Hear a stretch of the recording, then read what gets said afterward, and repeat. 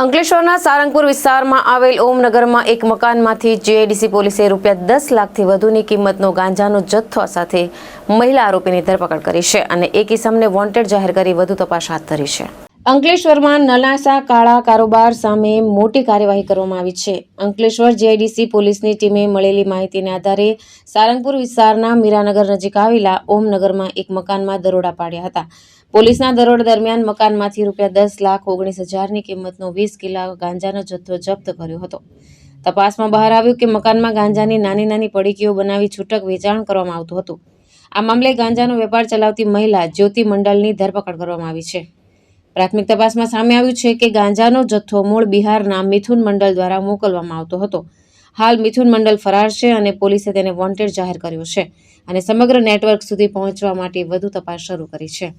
ધર્મેશ રાણા, દ્રષ્ટિકોણ ન્યૂઝ, અંકલેશ્વર।